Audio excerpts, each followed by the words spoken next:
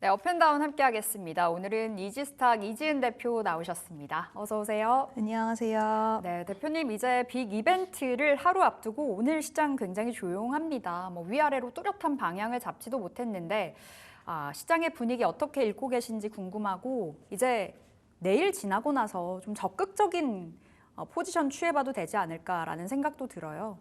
네, 아무래도 이번 주에는 휴장이 또 이틀이 있고 또 네. 내일 정말 아주 중요한 빅 이벤트가 있다 보니 시장에서는 좀 눈치 보기가 있는 것 같습니다. 과연 대선 결과 어떻게 나올지 또 대선 결과 이후에 어떤 종목군들이 수급을 강하게 끌어당길 수 있는지 이런 부분들이 우리가 그 전에 그러니까 대선에 대한 일정이 좀 어느 정도 남아 있었을 때는 기대감적인 측면으로 여기가 좋을 것이야 막 이런 부분으로 수급 이동 현상들이 굉장히 강하게 나왔는데 이제 정말 목전에 두고 있다 보니 어떻게 결과가 나오고 또 그에 따른 종목들의 움직임이 어떨까 섣부르게 움직이지 말자라는 그런 시장에 좀 수급이 있지 않나라고 보고 있고요. 배당 관련돼서도 오늘 또 아까 또 한두 시간 전에 이슈가 나왔던 부분이 네. 원래 이야기했던 부분대로 진행되지 않을 수도 있다라는 이야기가 나왔어요. 그러니까 정책적으로도 우리가 긍정적으로 볼 수 있는 부분들이 분명히 앞으로 발생할 거라고는 생각하지만 앞서서 생각하기에는 좀 더 지켜보자라는 그런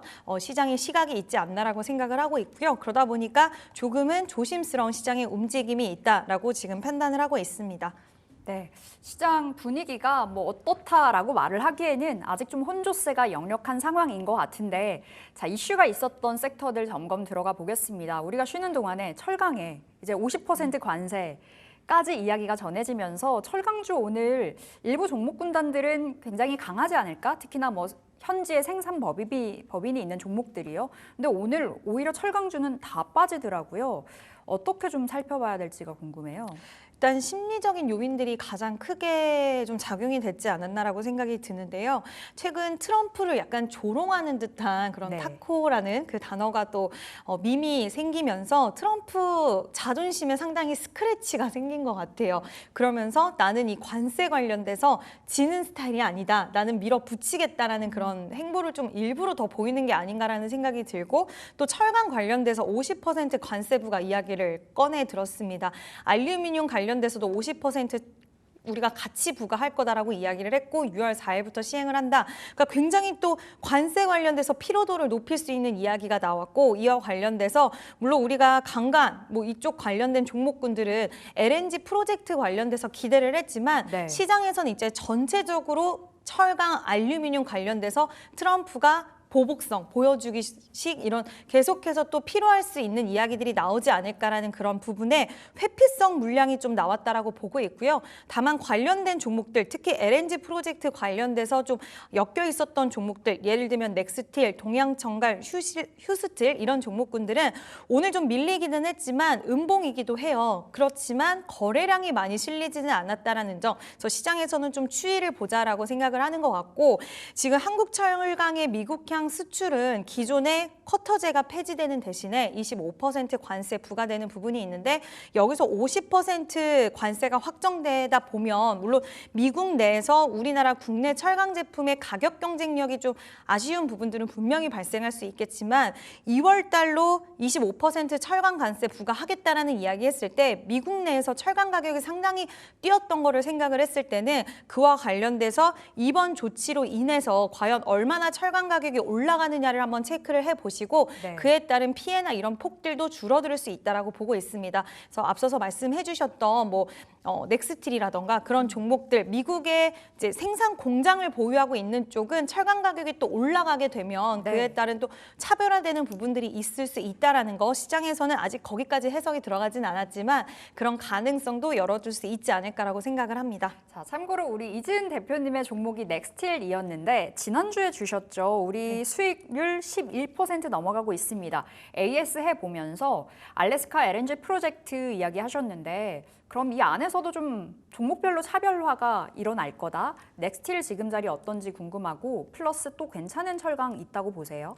일단 넥스틸 같은 경우에 오늘 좀 낙폭을 확대시키기는 하는데 네. 저는 개인적으로 거래량이 크게 실리지는 않아서 나쁘지는 않지 않을까라고 보고 있고 오늘 장 초반부터 밀렸던 것은 아니었고요. 이제 시가 고가를 형성을 했습니다. 16,340원의 고가를 형성을 했는데 대선을 앞두고 그동안 수익을 봤던 분들도 차익 실현에 대한 물량이 좀 나오지 않았을까. 네. 그리고 매수에 있어서는 좀 제한적인 흐름들을 보이다 보니 받아주는 그 물량이 없다 보니 이렇게 좀 음봉이 나오지 않았나라고 생각이 드는데요.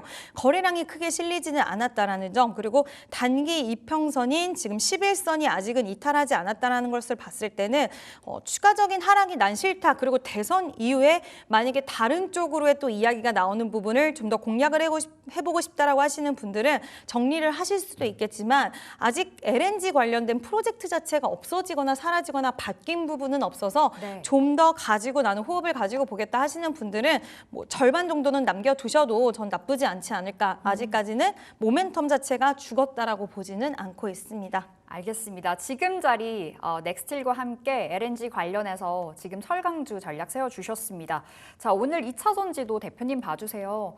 2차 전지 너무나 힘든 하루하루. 뭐 언제쯤 시원한 상승을 보여줄까 싶은데 뭐 잠깐 반등이 나왔어도 그냥 하루짜리의 반등일 뿐인 것 같더라고요. 근데 지금 이재명 대선 후보가 2차 전지 관련해서 육성 계획을 발표를 했습니다. 이걸 어떻게 또 해석을 해볼지 아니면 진짜로 펀더멘탈 측면으로 뭔가 바뀔 수 있는 계기가 될지도 궁금해요.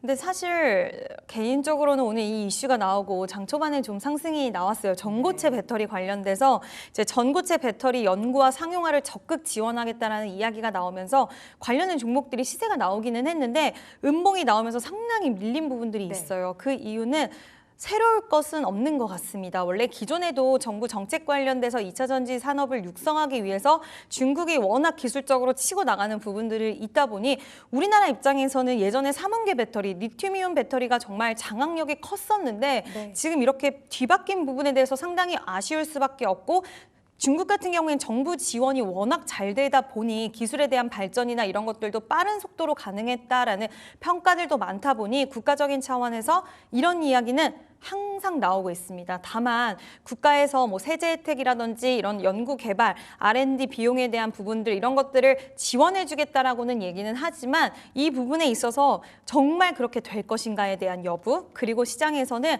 이게 국가적인 차원도 물론 중요하지만 기술적으로 기업 내부에서 해 나가야 되는 부분들도 있다 보니 그거에 있어서 여전히 좀 중국이 치고 올라가는 부분에 대한 부담감을 느끼는 시장의 시각은 존재가 좀 크지 않나라고 보고 있고요. 최근 전기차 캐즘도 비아디라든지 CATL 이런 쪽의 기업들이 앞으로 배터리 가격을 더 낮추고 성능은 좋게 만들고 결국 전기차 가격이 낮아지고 캐즘 현상이 극복될 것이다. 그래서 시장 확대 국면으로 본다라는 이야기가 나오면서 2차 전지 관련된 종목군들이 시세가 좀 이어갔던 적도 있었어요. 그리고 뭐 IRA 관련돼서도 세제 혜택 세액 공제 우리 못 받을까 봐 걱정했지만 그래도 2032년까지는 우리가 혜택을 받을 수 있다라는 이야기가 나오면서 시장에서 시세가 좋았지만 그날은 좋았지만 하루 지나고 나서 보니 이게 결국에는 중국 관련돼서 중국차 배터리 기업과 완성차 기업이 더 파이가 커지는 쪽으로 보고 있는 것 같고요. 라이벌, 경쟁 구도에서 좀 불편함을 느낀 투자자분들이 많지 않을까라고 보고 있어서 2차 전지 관련돼서는 저는 시간이 좀 걸릴 것 같다. 여전히 좀 보수적인 시각을 유지하는 게 맞지 않나라고 생각을 합니다. 그럼 여기서 수혜주 묻기엔 좀 그렇겠네요. 어쨌든 좀 보수적인 관점에서 2차 전지는 시간이 필요하다. 뭐 새로울 게 없었다라는 답을 주셨는데 네, 일단 저는 2차 전지 관련돼서는 LG 에너지 솔루션이 뭐 ESS도 그렇고 북미 시장에서 ESS, LFP 쪽으로 그래도 가장 활발하게 일을 하고 있는 쪽이라서 보고는 있는데 최근 2차 전지 관련돼서 뭐 대보 마그네틱이라든지 이런 기업들 시세 나온 종목들도 있네라고 생각하실 수도 있겠지만 이런 종목들 잘 뜯어보면 고객사를 CATL을 품고 있거나 중국 쪽에 맞물려 있는 기업들이 2차 전지 쪽에서는 시세가 강하다는 거, 그리고 우리가 또 나트륨 배터리 이야기 나오잖아요. 그와 관련된 결국 중국과의 키워드에 좀 맞물려 있는 쪽이 시세가 강했다라는 거. 대보마그네틱은 지금 금요일부터 오늘까지 시세 또 이어가고 있는데 중국 CATL을 또 고객사로 협업사로 두고 있다 보니 이렇게 시세가 나온다라는 거. 그래서 차별화, 우리가 이거를 보고 표면적으로 2차 전지 이제 가겠다라고 생각을 하시면 안 될 수 있다라는 네. 부분 좀 생각해 주셔야 될 것 같습니다. 중국이라는 키워드 달려있는 종목들로의 눈길 주기 정도는 유효하나 뭐 이 이슈 때문에 2차 전지 이제 드디어 살아난다라고 보기에는 아직은 시기상조라고 답을 주셨어요. 자, 오늘 이슈가 있었던 그 섹터 중에 하나가 또 웹툰주 되겠습니다. 웹툰이 오늘 장 초반부터 시세가 좀 강력하게 나오고요. 그 대표 주로는 대장주로는 미스터블루가 또 자리하고 있기도 하고요. 넷플릭스와 네이버 웹툰 협업 기대감이 있더라고요. 한 차례씩 이렇게 웹툰주들은 강력하게 시세가 나오는 움직임이 특징적인 것 같은데 웹툰주에 대한 관점 궁금합니다. 웹툰주는 이 이슈가 나왔다는 건 저는 좀 클 수 있다라고는 보고 있어요. 우리가 그 넷플릭스를 들어가면 게임 관련된 섹터가 있어요. 따로 있는 것처럼 맞아요. 이제는 웹툰에 대한 부분들이 발생할 수 있겠구나라는 기대를 할 수가 있는 것 같고, 예전에 왜 SBS가 넷플릭스랑 장기 계약을 체결을 한 이력을 갖고 있는데 그와 관련돼서 SBS 콘텐츠를 넷플릭스에서 장기적으로 볼 수 있다는 거, 이런 것들을 봤을 때 결국 네이버의 입장에서는 앞으로 실적 개선에 대한, 물론 이게 진짜 이루어지는지를 봐야 되겠지만 그렇게 된다라고 했을 때 실적 개선에 대한 웹툰 관련주들의 기대감 충분히 가져갈 수 있다라고 보고 있고요. 그리고 지금 넷플릭스와 이 네이버 웹툰의 이런 행보는 처음이 아니에요. 왜냐하면 네이버에 우리가 유료 가입을 하면, 프리미엄 가입을 하면 넷플릭스의 가격을 다운시켜서 같이 할 수 있는, 묶어서 하는 멤버십 서비스가 있다 보니 거기를 통해서 이번에 신규 가입자 수가 상당히 늘어났다라고 하더라고요. 네. 그래서 넷플릭스 입장에서는 그동안 많이 유입되지 않았던 성별과 연령대가 네이버 덕분에 들어왔고 웹툰 시장까지 확장을 시키면 더 새로운 유저들이 많이 생길 수 있겠구나라는 기대심리 충분히 가져갈 수 있다라고 보고 있고, 네이버 입장에서도 또 웹툰 관련주 입장에서도 이런 실적에 대한 개선세가 좀 가파르게 일어날 수 있는, 왜냐하면 더 많은 사람들이 네이버 웹툰을 즐길 수 있는 글로벌 시장으로 정말 확실하게 진출할 수 있는 부분이기 때문에 상당히 좋다라고는 보고 있는데요. 다만 이제 또 저는 정책적인 것도 분명히 있다라고 봐요. 우리나라 관련돼서 이번에 이제 대선 전에 K컬처를 더 흥하게 만들겠다라는 네. 이야기가 나왔었습니다. 그러다 최근 들어서 가격 조정과 기간 조정을 웹툰 관련주들이 겪었는데, 이 플러스적인 요인으로 네이버의 글로벌 협업 소식이 나오면서 두 가지 시너지가 이 급등을 만들어냈지 않았나라고 보고 있어서 추가적인 시세는 시장을 워낙 핫 이슈를 좋아하잖아요. 네. 그래서 두 가지 시너지 기대를 하면서 추가 시세 가능하지 않을까라고 생각을 합니다. 자, 오늘 웹툰 참고로 오늘 이지은 대표님의 공략주가 또 웹툰에서 나올 텐데 그 전에 우리 컨텐츠까지 확장해서 이야기 좀 나눠보도록 하겠습니다. 오징어 게임 3가 또 6월 네. 말경에 공개가 되잖아요. 예고편이 한창 이제 나오더라고요. 컨텐츠 지금 자리에서 전략을 세워본다면 어떻게 좀 봐야 될지 궁금한데, 예전에 컨텐츠로 수익을 주셨던 기억도 납니다. 지금 맞아요. 자리는 어떤 시각이세요? 지난번에 제가 이제 그 컨텐츠 관련돼서 네. M83이라는 종목으로 좀 드렸던 것 같은데, 맞아요. 그 이후에는 좀 이 종목은 약간 아쉬운 흐름들이 나타나고 있어서 오늘 좀, 가긴 하네요. 네, 오늘 좀 가지만 조금은 아쉬운 것 같습니다. 그렇지만 컨텐츠 관련된 종목들, 뭐 위즈엑스 스튜디오도 있고, 그리고 오늘 스튜디오 미르도 좀 고개를 드는, 특히 스튜디오 미러 같은 경우에는 넷플릭스의 지금 데빌 메이 크라이라는 그 웹툰 기반한 그 애니메이션을 또 넷플릭스에서 방영을 하고 있어요. 네. 최근에 최신판이 나왔고 분위기가 나쁘지 않아서 그때 시세 흐름이 좀 좋았던 부분들이 있는데, 이제 추가적으로 자리를 좀 만들어 나가는 양상들이 나오고 있고, 특히 저는 대장주를 A스토리라고 항상 좀 보고 있는데, A스토리의 시세가 뭐 쌈지엔터도 있긴 하겠지만 네. 유아 관련돼서라서 살짝 제외를 하면, A스토리 같은 경우에도 이번에 컨텐츠 2025년에 정말 많은 제작 드라마가 방영이 된다는 이슈가 있고, 다른 컨텐츠 관련주들이랑은 조금은 다른 행보를 보이고 있는데, 컨텐츠 관련된 종목들 약간 후발주자라고 볼 수는 있겠지만 그럼에도 불구하고 여전히 여력은 좀 있다라고 보고 있고요. 다만 오징어 게임 관련된 종목은 네. 우리가 이제 뭐 쇼박스도 있고 그동안 거론됐던 종목들이 있는데 약간 약하다는 거. 그래서 오히려 나쁘지는 않지만 컨텐츠 주들까지 수급이 들어오는지에 대한 여부는 우리가 긍정적으로는 보시되 수급이 강하게 붙어주는지를 보고 그때가 오히려 저는 매수 타이밍이 될 수 있지 않을까라고 생각을 하고 있습니다. 그럼 컨텐츠도 지금 자리는 좀 다소 보수적으로 보시지만 A스토리 정도는 괜찮다고 보시는 거죠? A스토리랑 스튜디오 미르 이 두 종목은 좀 추세가 살아있다라고 판단이 네. 들어서 이 두 종목은 저는 좀 보고 있고요. 펜 엔터테인먼트는 좀 아쉽게도 너무 많이 밀린 상태여가지고 네. 일단 이 두 종목 말씀드리도록 하겠습니다. 혹시 엔터주는 시각 지금도 긍정적으로 유지하고 계세요?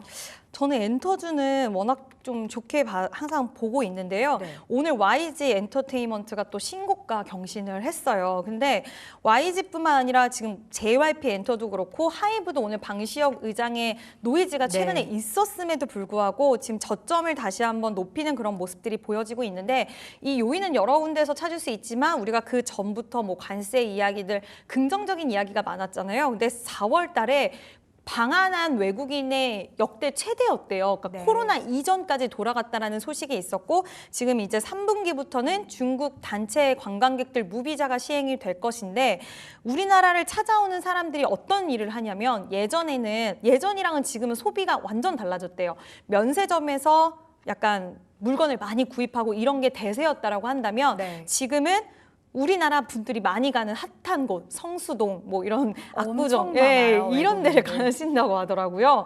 그게 요즘 SNS가 확실히 발달을 하면서 이런 핫플레이스를 가고 팝업 스토어나 이런 데를 즐기는 게 하나의 문화처럼 자리를 잡은 것 같아요. 근데 그 외국인들이 방한을 해서 하는 것들이 미용, 의료, 시술도 있겠지만 화장품을 사고 그 화장품을 항상 바르고 나오는 그 콘서트를 많이 간다라고 합니다. 또 네. 그래서 요즘에 콘서트를 이제 중국 와서 콘서트 보는 것보다도 우리나라 찾아와서 콘서트를 예매하고 보는 확률이 엄청나게 또 올라가고 있대요. 이런 것들을 봤을 때 우리가 한한령을 기다리는 부분도 있지만 이제는 한국으로 와서 컨텐츠를 즐기는 우리나라 K-팝 공연을 즐기는 이런 문화들도 형성이 되고 있어서 이 부분도 저는 굉장히 좀 긍정적으로 보고 있고 이게 굿즈 판매로 또 이어진다라는 네. 부분 그 매출을 무시 못하기 때문에 이번에 이제 어떤 한 그룹이 공연을 했는데 굿즈 판매가 예전이랑 2배 이상의 수익을 거뒀더라고 하더라고요. 그래서 이런 부분들을 봤을 때 추가적인 모멘텀은 충분히 있다라고 생각이 들어서 저는 엔터주들 여전히 긍정적인 관점으로 보고 있습니다. 네, 알겠습니다. 엔터까지 우리 점검 받아봤는데 오늘 대표님의 공략주 이제 챙겨볼게요.